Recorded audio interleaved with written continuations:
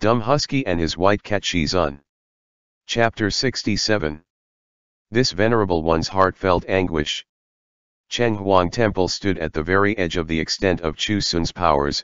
The barrier reached to the stairs of the temple, but no further. Inside the temple, candles flickered weakly. A dozen ghosts that had cultivated corporeal forms lined either side, and in between them, tied up with her back to them, was a woman in red, her head tilted back as she gazed up at the statue on the altar. And next to her, with his eyes downcast, stood Xiao Man, holding firmly onto a young child. Chu Sun cried out, "Lan Er!" The child was none other than Chu Sun's son, Chu Lan. Mo Ran's heart lurched at the sight of the little boy in trouble. He could still taste the pastry on his tongue. He made to go over, but was blocked by Chu Wanning. "Don't go." "Why not?" Chu Wanning glanced at him, then said, quietly, "They've all died already, 200 years ago. The illusion has been actualized. I don't want you to get hurt." It was the truth. No matter what he did now, the dead have already gone. There was no way to change any of it. The little boy wailed from outside the barrier, nearly unintelligible, "Papa! Papa, help me! Papa, please help Lan Er!" Chu Sun's lips trembled. He yelled towards Xiao Man, "What are you doing? I've never done you wrong, let him go." Xiao Man ignored him, head still lowered as if he had heard none of it. But the hands clutching Chu Lan betrayed his inner hesitation. There was a mole between the thumb and forefinger of his left hand, and his hands trembled without stop, the veins on the backs of them standing out starkly. By now, everyone else taking refuge at the governor's residence had arrived as well. All of them aghast and furious at the sight within the temple, murmuring, "That's the Gong's son. How could this happen?" Xiao Man cut the ropes binding the red-robed woman in one motion. She seemed to come back to her senses and turned slowly around. She was beautiful, pure as a lotus flower, her neck long and elegant, but her face was paper pale and her lips were tinted red like blood, and the smile she directed toward Chu Sun was more terrifying than it was lovely. The low light of the candles lit up her face. The moment they saw Chu Sun and those behind him old enough to know, all froze. There was sadness in her smile. Softly, she said, "Husband." Mo Ran. Chu Wanning. The woman was none other than Chu Sun's deceased wife. Madame Chu looked to her side and immediately reached over to take her son back from Xiao Man. Xiao Man was unwilling, but Madame Chu was a ghost now, much stronger than he was now that she had been freed from the bindings, and easily pulled the child out of his grasp. But she had died of illness before her child was even a month old, so the little boy had never seen his mother and only kept crying for his father to save him. "Be a good boy and don't cry anymore, Mama will take you to your papa." Madame Chu picked the child up in her delicate arms and slowly walked out of the temple, down the rain-soaked stone steps, to the edge of the Shangqing barrier. She stood facing Chu Sun, joy mixed with sorrow. "My husband, it's been a long time. Have you been well?" Chu Sun couldn't speak. The tips of his fingers shook uncontrollably at his sides as those phoenix eyes stared at the woman behind the barrier, rim slowly turning red. Madame Chu continued softly, "Lan Er has gotten so big already, and you've grown steadier too, a little different from what I remember. Let me take a good look at you." She reached out, her hand pressed against the barrier. She couldn't cross, not with her body being that of a ghost, could only gaze quietly across the flowing colors of the barrier at the person on the other side. Chu Sun closed his eyes, wetness clinging to his lashes. He pressed his hand to hers, separated by the barrier, then opened his eyes. The two of them gazed at each other, across life and death, as the day before. Chu Sun choked back a sob, "Wife." The family had been separated by life and death for many years, but the amount of time they got to spend together could be counted on one hand. "The haetang tree I planted in the courtyard that year, did it take root?" Chu Sun smiled with watery eyes, "It's already grown tall and beautiful." Madame Chu, smiling gently, "I'm glad." Shizun tried his best to keep smiling as well. Lan Er loves that hatang tree, he's always playing under it in the springs. He likes hatang flowers, just like you, every year, during Qingming, unable to keep up the act any longer, he pressed his forehead against the barrier, tears falling without cease, voice breaking. Every year, during Qingming, he would always pick the prettiest flower to put before your grave. Waner, did you see? Every year, did you see? He was racked with sobs by the end, every word bleeding misery, until his composure finally fell apart altogether. Madame Chu's eyes also grew red, she was a ghost and had no tears to shed, but her miserable expression was no less unsettling to the onlookers. For a moment all were silent, everyone wordlessly watching the scene before them, and someone was weeping quietly. But just then, a cold voice rang out from above. Of course she knows. But not for long. Mo Ran's face changed immediately, it's the Ghost King. Chu Wanning's expression was dark as well, this coward won't even show himself, shameless. The Ghost King's laugh sounded like nails against metal, making their blood run cold. Lin Wanner is one of us ghosts now. I didn't want to hurt her, but since you're so set on opposing me and even ruined one of my eyes, I'll just have to dig out your heart, inflict a worse pain on you. At his words, the ghosts in the temple began chanting incantations. The heart is no more, let the past be erased. Madame Chu's eyes shot wide open and her voice shook, husband, Lan Er, take Lan Er. The heart is no more, let relations be severed. Lan Er. Quickly. Go to your papa. Madame Chu tried to push her child across the barrier, but the thin layer of light kept him out as if he was a ghost. Xiao Man looked down at them from where he stood by the railing of the temple, his face, originally charming, twisted with a mixture of sorrow and glee. It's useless. I put a ghost mark on him as instructed by the Ghost King. He's just like a ghost now, the barrier won't let him in. Behind them, the incantation rose like a tide, the heart is no more, let reason be shattered. Husband. Madame Chu was already panicked beyond measure, clutching her child to herself and banging against the barrier. Husband, take the barrier down, take it down, let Lan Er in, you have to protect him, you have to protect him. I'm almost, The heart is no more, let compassion be smothered. Husband. Madame Chu fell to her knees, her eyes wide as her whole body shook uncontrollably, curse marks in the color of blood climbing slowly up her face. Our child Lan Er, you promised me you'd take care of him, take it down. Please, I'm begging you. Take it down. Husband. Shizun felt as if his insides were being ripped apart. Several times his hand lifted to dispel the barrier, only to fall back down in the end. Outside the barrier, Chu Lan was bawling loudly, looking up at him with a tear-stained face, his little hands reaching for him. Papa doesn't want Lan Er anymore? Lan Er wants Papa. Papa, hold me. Madame Chu held him tightly in her arms, kissing his cheek.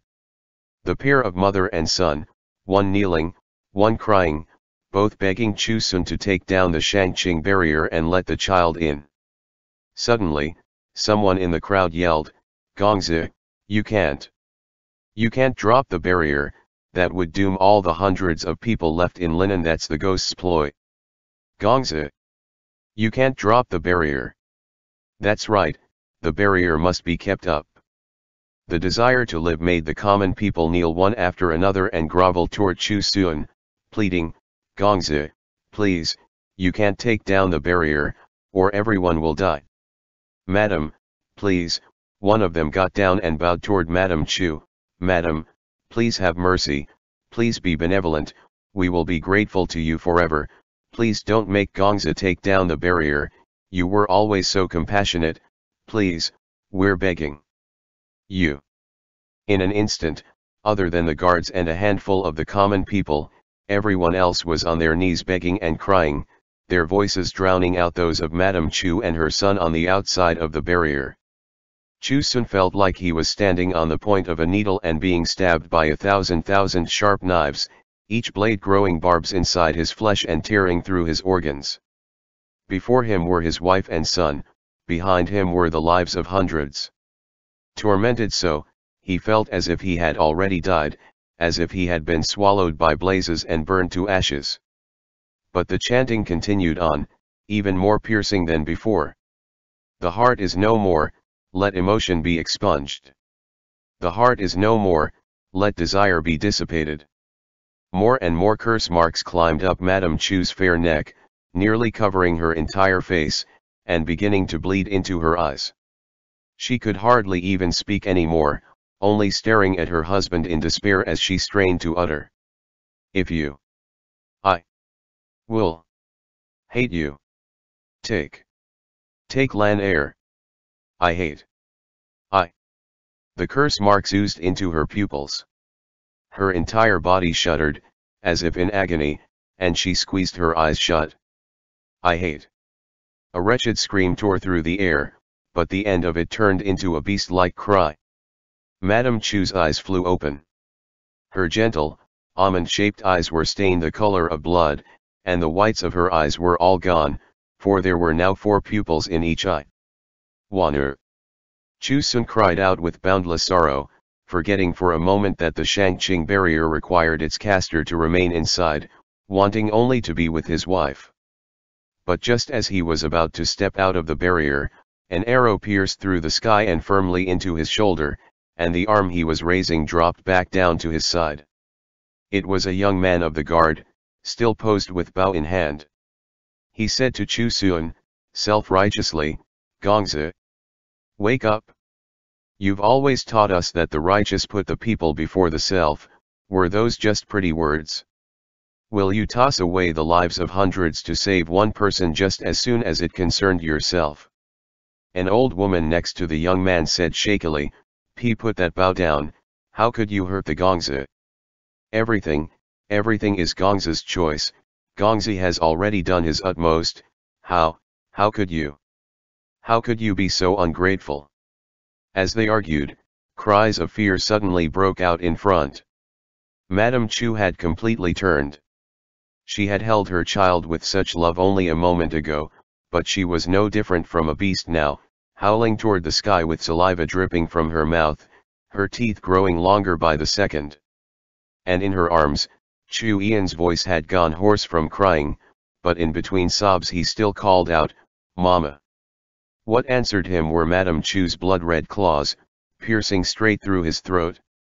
All sound disappeared from the world. Droplets of blood drifted through the air like so many blossoms.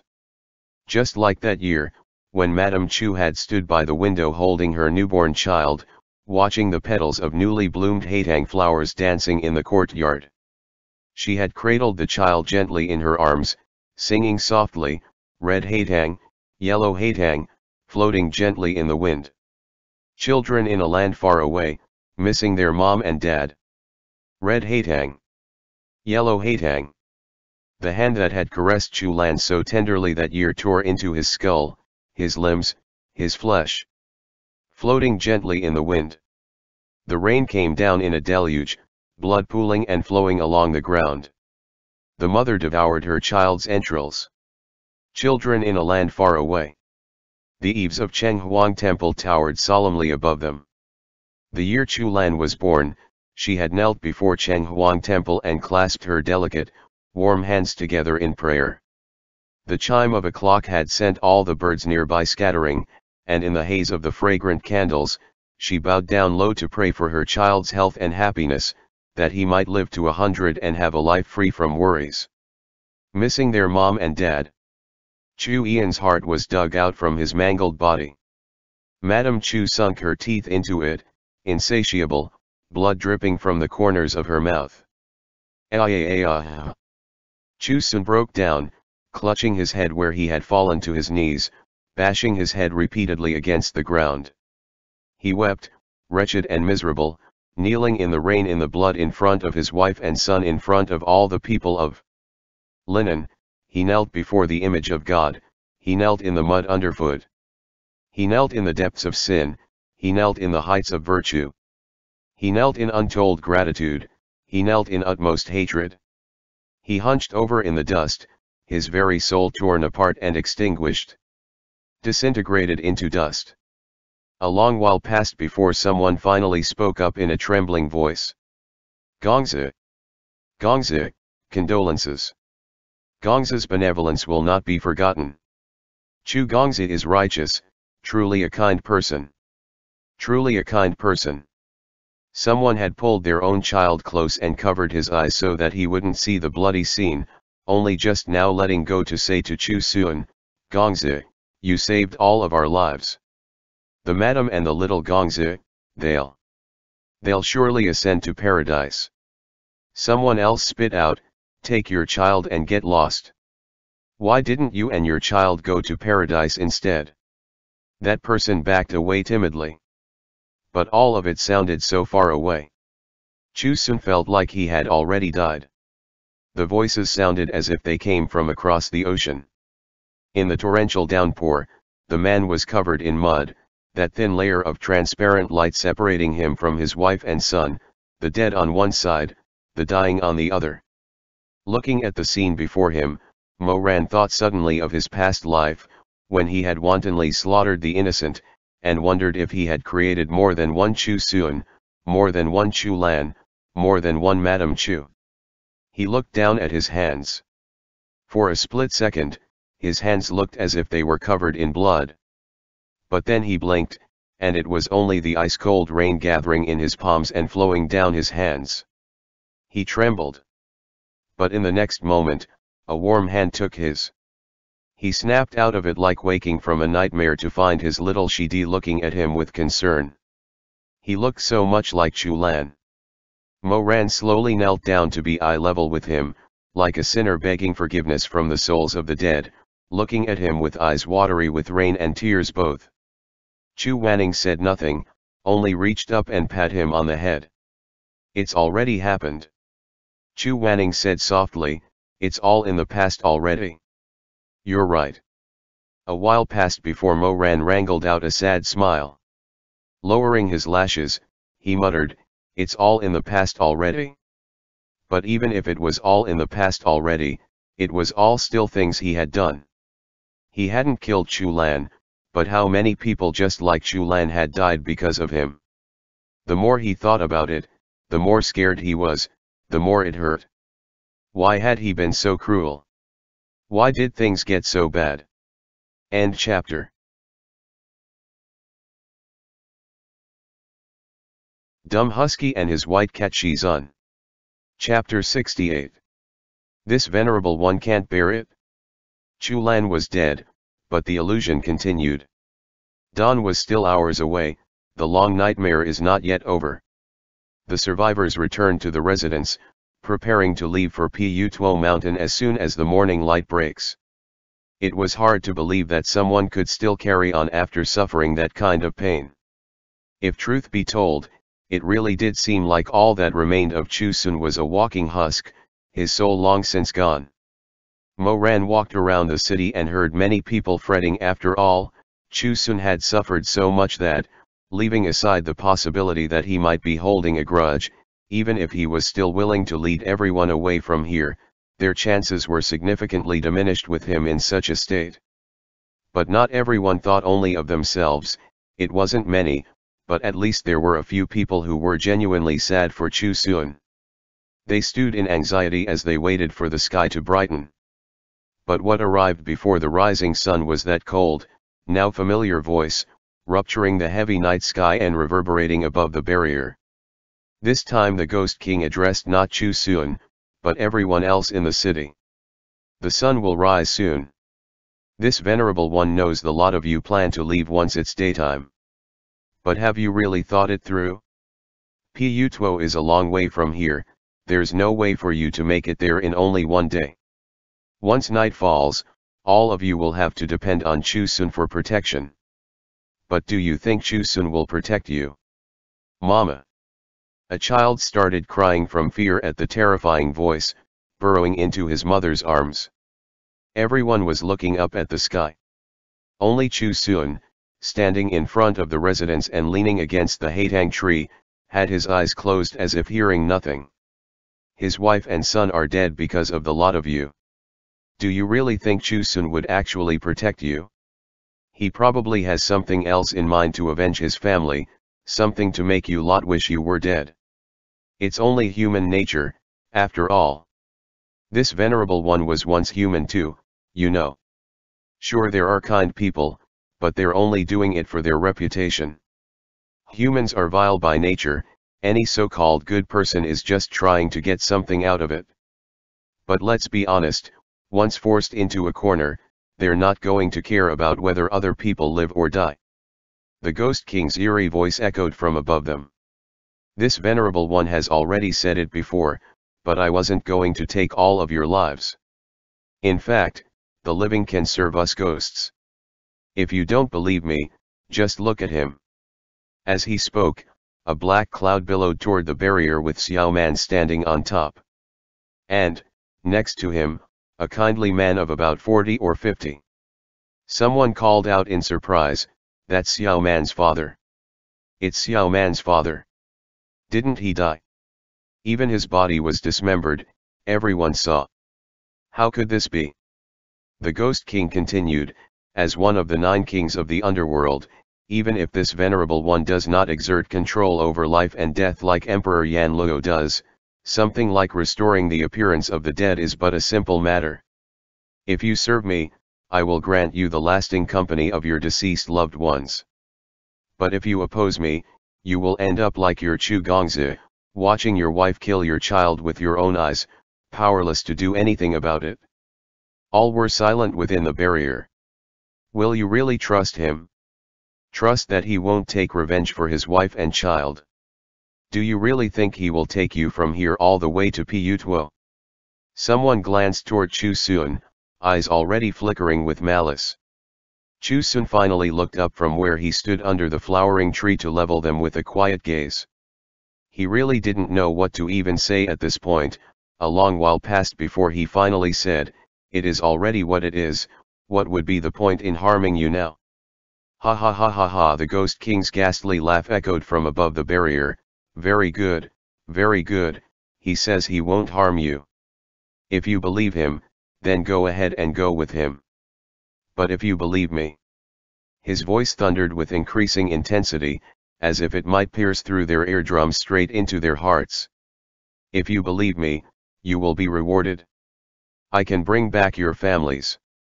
All you have to do is hand over Shizun, you just have to hand him over to me. My grudge is against him, not any of you. Hand him over, and you won't have to abandon your homes.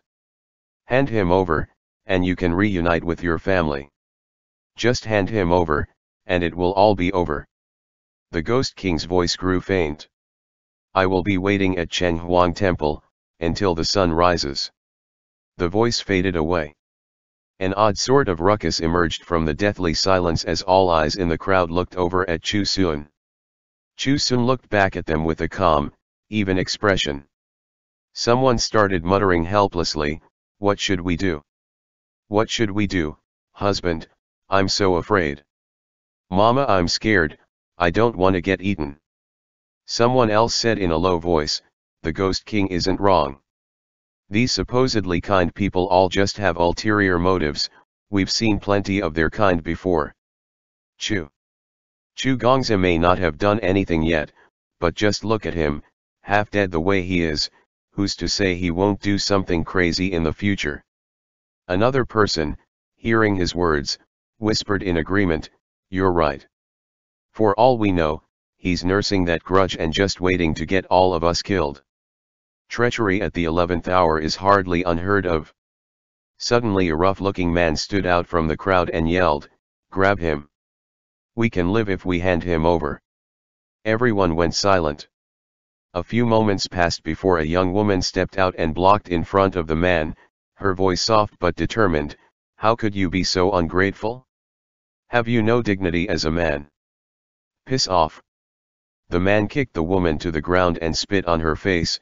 "You're just a stupid whore that sleeps with men, no family to speak of, the hell you running your trap for? I have to take care of both young and old, I ain't gonna let my own family go through shit. Chu Gongzi, you're just gonna have to understand. And with that, he made to go capture Chu Sun. But he hadn't even taken one step before his leg was firmly grabbed. He looked down and roared furiously, still getting in the way, you dumb whore? Go die by yourself if you want, how dare you try to drag everyone else down with you. The woman was no less enraged, I may be a prostitute, but at least I can tell right from wrong. If even cats and dogs know to repay kindnesses, how could we humans not? Shut the fuck up. The man aimed his boots at her head until her entire face was mottled with bruises. By then, the rest of the crowd had also come closer and formed a circle around Chu Sun. A few among them tried to stop them like the woman from the brothel had, but it was a futile effort, like a single leaf caught in a raging current, swallowed in no time at all. Gongzi, hurry and get out of here.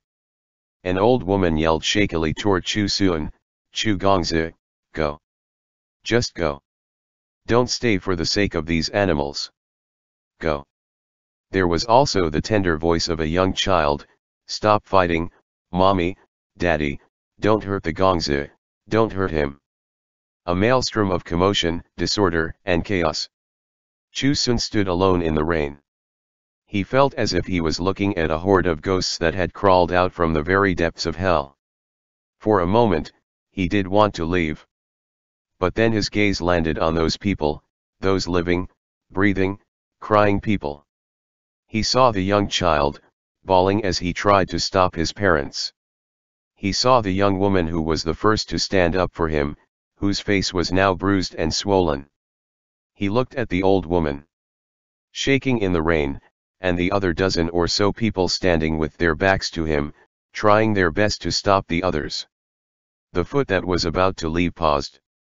They've done nothing wrong. If he takes down the barrier, these people will die too. So it turns out that the most disgusting thing in this world weren't ghosts and demons, but those cowardly, worthless beasts wearing human skin hiding in the crowd, willing to say and to do anything just to ensure their own survival.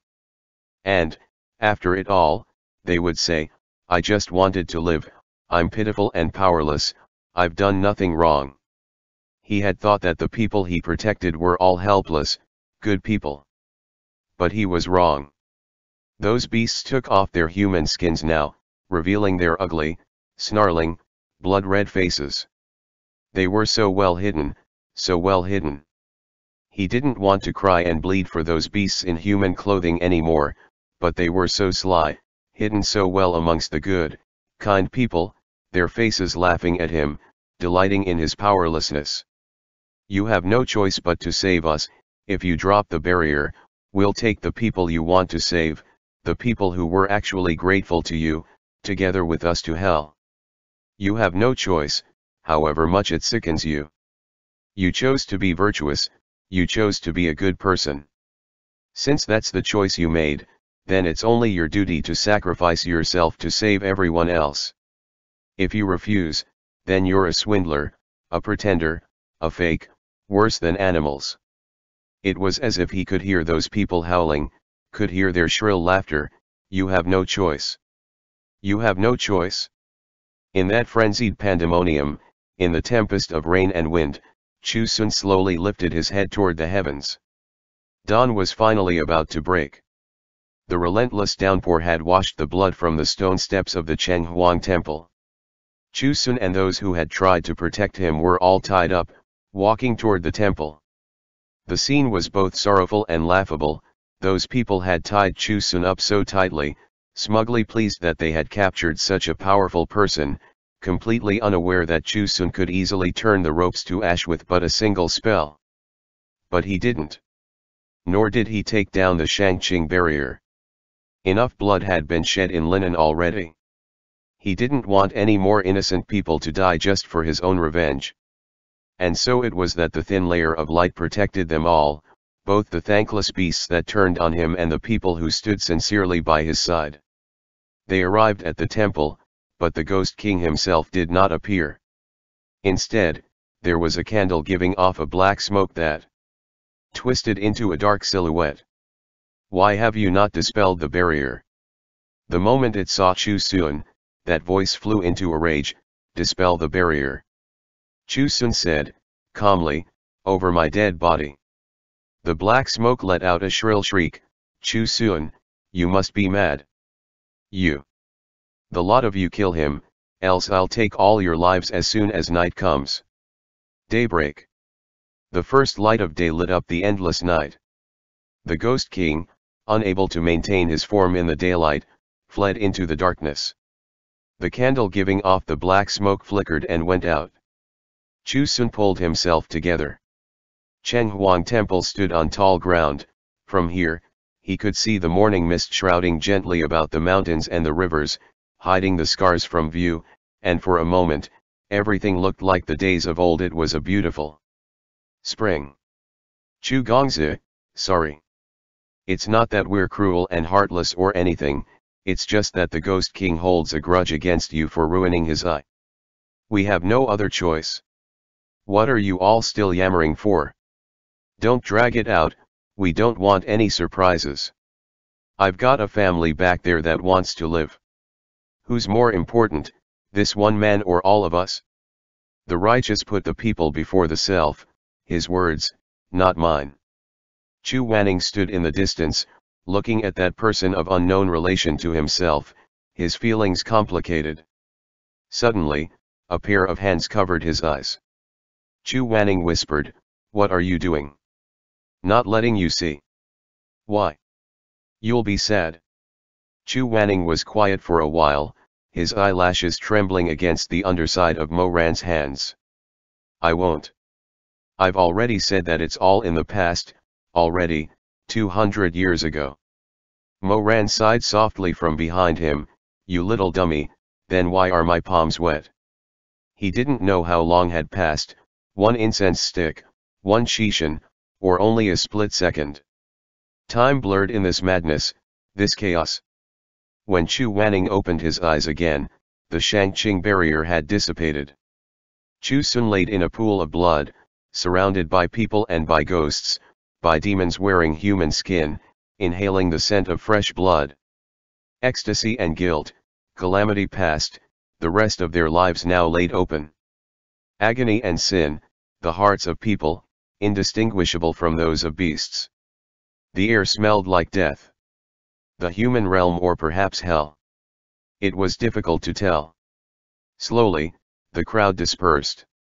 There was no fear of ghosts during the day, so they went to find food, to rest, to wait for the Ghost King to come back at night and inspect the body in the temple and reward them the promised reunion with their deceased loved ones.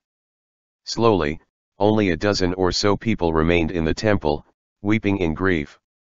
The young woman from the brothel was there, and the white-haired old woman.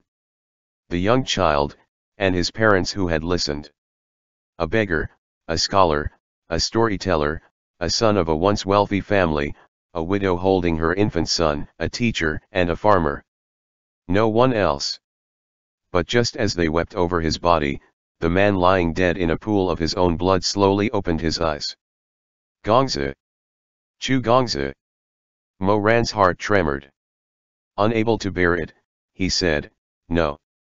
This spell was a lost art in the modern age, he hadn't expected to see it being used in this illusion. The lingering voice spell. He's already dead, but he used this spell on himself before he died. Chu Wanning paused before continuing, he still had unattended matters, things he was worried about. Sure enough, Chu Sun's eyes were blank, pupils dilated, and his voice was flat when he spoke, demons and ghosts are treacherous, you must not believe their words. Without the Shangqing barrier, they will overrun the city once night falls and slaughter at will. Please leave this place and head to Putuo. Gongzi. I have already died, and will not be able to accompany you. But I have concentrated my entire lifetime of spiritual power into my spiritual core, bring it with you, and ghosts will not be able to approach. They wept even more sorrowfully. Mo Ran and Chu Wanning's blood ran cold. The spiritual core. It was a crystalline formation within the heart. Chu Sun's body slowly lifted its hand that had not yet gone stiff, and, under the control of the spell, grasped the knife buried in his chest and pulled it out. And then, Gongzi! The people around him cried out with grief, their voices twisted and hoarse, soaked with tears. Gongzi, what are you doing? With his own hands, he ripped open the gash in his chest, dug into his flesh, grabbed his heart that was no longer beating and slowly, inch by inch, tore it out. Blood dripped from the heart, enveloped in a golden red flame. It was Chu Sun's spiritual core, the last burst of light from a candle that had burned out. Take it. He lifted the burning heart, holding it out in front of him, repeating, take it. Take it. Droplets of blood fell, only to become so many red hatang blossoms, burning brilliantly as they drifted downwards. The road ahead is long and unpredictable.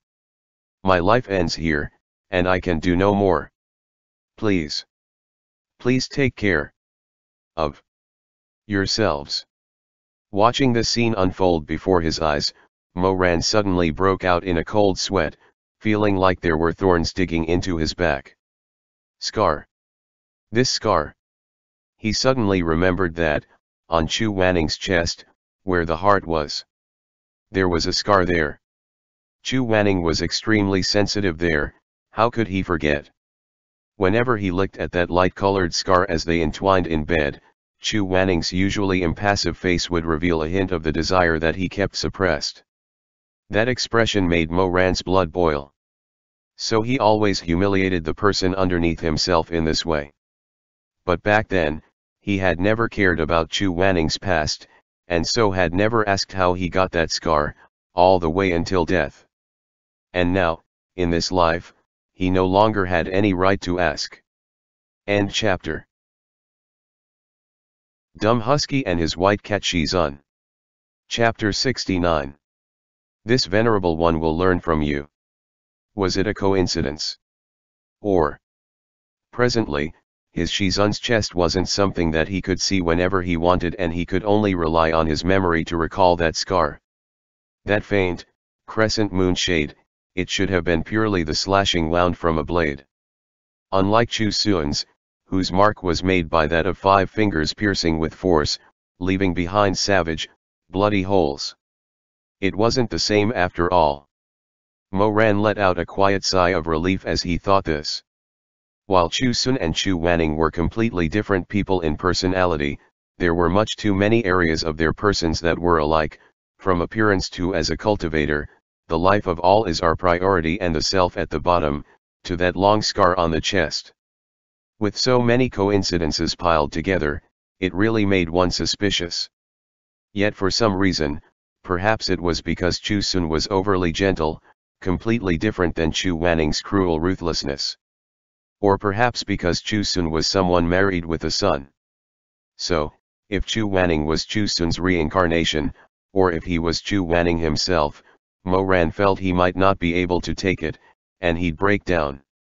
Thank goodness it wasn't like that. There was no need to expand on what kind of disaster would face the city of Lingen without Chu Sun's protection. Of course the Ghost King wouldn't keep true to his words, and once night entered, the rain was bloody, the winds astringent, and the world was flipped upside down. The moat was dyed with the color of blood, and after the living had lost their senses, their howling and roaring blasted throughout the night. There were wandering zombies all over the interior of the city, picking and devouring fresh, tender entrails, chomping down on brains. Moran took Chu Wanning hiding in a broken-down little house, the master of which had long since died, and the furnishings and utilities were covered with a layer of heavy dust. Moran shut the door tightly, securely sealing it all around, leaving only a small window from the kitchen to they could see the situation outside. And on the outside, there'd come sharp wails and screams from time to time, and the ominous sounds of swallowing and chewing. Moran picked Chu Wanning up and sat him on a small pile of firewood in the corner and patted his head. According to Lady 18, once we defeat the Ghost King we can leave. So you stay here and be good, don't run off anywhere. Hearing this, Chu Wanning looked up abruptly. You're going out? Not now. I'll go out once the Ghost King shows himself. But it's really dangerous outside. The illusion has already become reality. How can you fight back on your own powers alone? Well, I can't bring a kid with me to go fight, can I? Chu Wanning shook his head. I'm coming with you. Ha ha ha, Shidi is so cute, but you're still young. If you go out with me you'll drag me down. Wait until you're bigger, and when we run into these things again I won't hold you back from your spotlight. But this time, you have to listen to Shizun. I won't drag you down. That's what they all say. Mo Ran said, just be good, and don't fuss, okay? Seeing that Chu Wanning finally stopped talking, Mo Ran quietly let out a sigh of relief. He turned his gaze through the ribbed wooden window to peer outside, his expression growing serious. Just why did the illusion that was meant for training suddenly become real? Little Shidi was right, someone wanted to harm him. There were countless in his previous life who wanted him dead, but in this life, he hadn't yet offended any powerful character. Thinking back and forth, the only one who might want his life was that fake Gushin from Jinjinj Lake. But what's the real identity of that fake Gushin? To be able to run the Zhenlong chess formation with such familiarity? How come he never showed his talents in the previous lifetime? Could it be that he wasn't the only one reborn in this world? This thought gave him chills, and his eyes even became sharper and more aggressive. After rebirth, he only wanted to bury the past, but if there was another who was reborn, then things might become quite difficult. His brows were knitted deeper and deeper, but suddenly he heard Chu Wanning speak up again. Mo Ran, What is it? Chu Wanning gritted his teeth silently, and after he considered the pros and cons, he steeled his heart and thought he might as well just tell the truth straight. Listen to me, in fact, I really can help you. But when Mo Ran heard I really can help you, he only thought it was little Shidi wanting to argue with him again, so he cut him off. All right, I already said I won't let you out, so I'm not letting you out. Stop trying to be tough. Listen to me. No, you listen to me. Mo Ran was just feeling vexed, so he replied, I'm not listening, la. Seeing Chu Wanning's dark expression, Mo Ran probably felt his attitude just now wasn't very nice, so he used a finger and poked between his brows and laughed. You little young one, what's with all this deep tormented suffering, and disobeying of your senior's words too? Then, let me tell you. Since you call me Shizun and we both came from the same sect, then when we run into perils like these I must protect you at all cost. Do you understand? Chu Wanning shut his eyes and answered in a low voice, I understand. Good to see you do. Then why don't you? But I'm worried about you. Mo Ran was taken aback, and the finger that hung before Chu Wanning's forehead quivered for a second, and he actually couldn't utter a single word for the moment. He had lived for 2 lifetimes, but never had he heard anyone say the words I'm worried about you to him. Even if she may treated him with gentleness, he had never expressed his care for him so straightforwardly. He gazed with amazement at that tiny, small child sitting on top of that pile of firewood before him, and his heart was filled with hundreds of emotions. After a long while, his eyes gradually grew soft and the finger he used to poke Chu Wanning lifted, the hand landing on the soft hairs of the other, then he ruffled. Don't worry, Shizun promises you. I'll come back alive and well. Mo Ran, can you just let me finish? Mo Ran grinned, all right, what did you want to say? I'm actually... Pang. The door was crashed open. A man with disheveled hair screamed as he charged in, covered in blood, and one of his legs was already ripped into shreds. Behind him was a band of zombies lured in by the stench of blood. That man tumbled into the room dragging that wretched leg, and grabbed at anything he could get his hands on, hurling the objects to the growling zombies, and he yelled as he threw, "Get the hell outta here!" Don't come over here.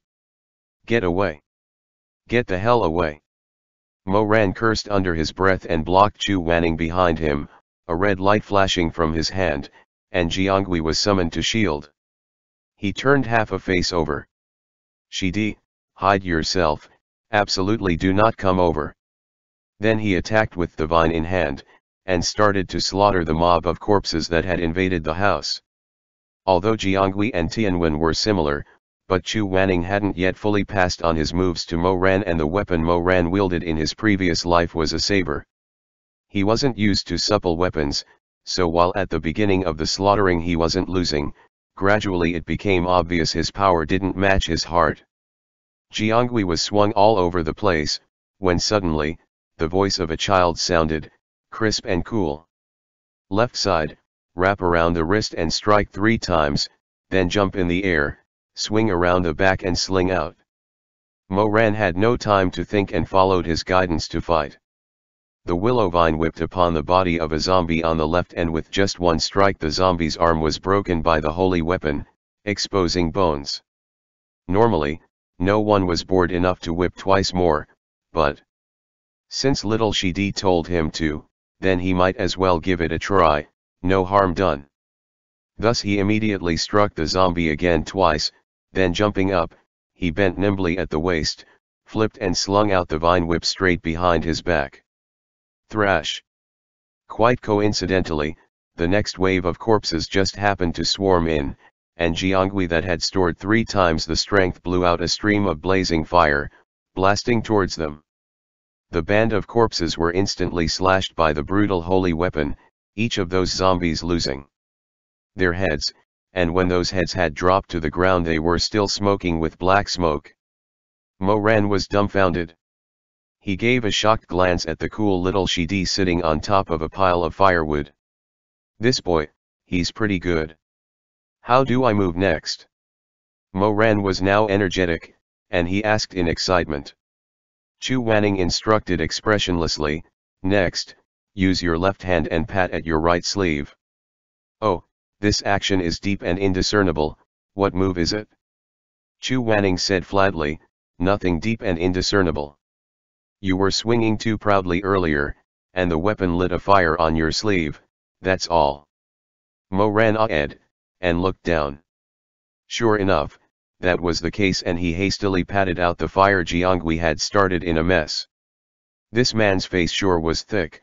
He didn't feel any sense of awkwardness at all and even looked up with a goofy grin, turning to the other, my Shidi is so amazing. I like. Chu Wanning softly cleared his throat and silently turned his face away, facing the gray, bare walls, his ears faintly red. At this time, there were only 6 zombies left in the house that could still move. Chu Wanning didn't want to look at Mo Ran any longer, so with his head still turned away, he instructed to the wall, loosen your wrist, swing the vine towards the sky, twirl it 6 times to gain power, then slash down like the word 1. Mo Ran followed the instructions, but when he twirled to the 5th round, he suddenly wondered, how do you slash like the word 1? Just slash how you normally would with a sword. Note, the word 1 is just one line rightward arrow. Ah, I see. Mo Ran was enlightened and struck down with one blow. The blazing fires shone, and it was as if that soft and supple vine had suddenly blazed into an indestructible long saber, slashing the 6 corpses in one swing. Wah! This time, Mo Ran's eyes were so wide they were practically round. Where did you learn this? How come I feel the way you use the vine whip is almost as familiar and practiced as my Shizun? No, maybe you're even stronger than him. He had never told me about what you taught me today.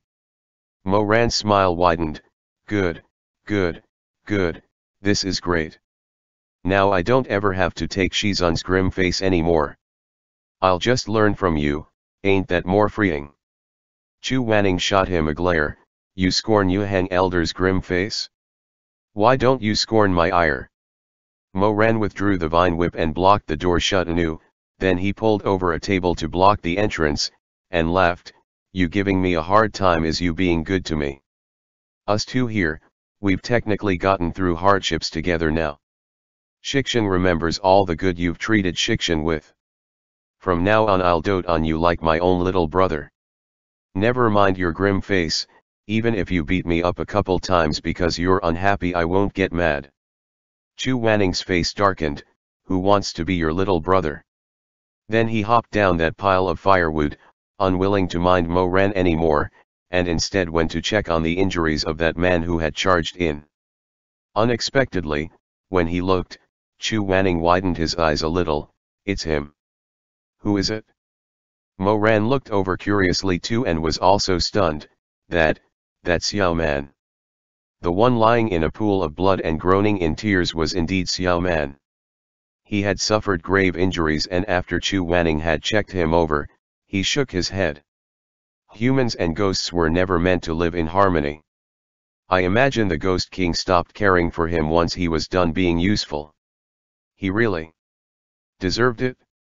Mo Ran said. Chu Wanning gave him a look. Mo Ran ha-ed but suddenly felt a little guilty. If he must say the man deserved the karma of his sins, then wasn't he himself the one who deserved karma the most? Mo Ran changed the subject and asked, "Oh yeah, what was it you wanted to tell me earlier? That you're actually what?" Chu Wanning lowered his eyelashes, paused, and said softly, "I'm actually." Before he could finish, he suddenly felt a breeze behind his back. Chu Wanning jolted viciously, whipped around to fight, but he was in the body of a child after all, his strength far from that of a grown man, and he couldn't struggle free as the other firmly choked his throat. Somehow, Xiao Man had managed to struggle up from that pool of blood in one breath. One of his vein-popped hands gripped Chu Wanning's neck in a deadly hold, the other twisted and locked Chu Wanning's arms. It was as if a wild flame was burning on that filthy, unkempt face, and the desire to survive had twisted his entire form, changing shapes continuously in the baking heat like a wax figure. His eyes were bloodshot, and he croaked towards Mo Ran, "Take me away from here. You let him go. Take me away from here." Xiao Man shouted furiously, his eyes practically cracking around the edges from rage, "Otherwise, I'll take his life. Go. If you want me to save you, then I'll save you. What are you doing threatening a child? Let him go first. If you keep talking, I'll kill him right now. I've already committed all the sins, I won't care for one more. Are we going or not?" Chu Wanning couldn't utter a sound because of the stranglehold, his elegant little face bulging and flustered. Seeing this, Mo Ran was panicking. Although if he struck now he could take Xiao Man's life, but in this illusion-turned reality, if Xiao Man really explodes in fury, then before he could move to strike, the other might already hurt Chidi severely. Fine, I'll listen to you." Mo Ran said, "Don't get riled up, just loosen your hand a bit, I'll immediately." Before he finished, blood splattered everywhere. End chapter.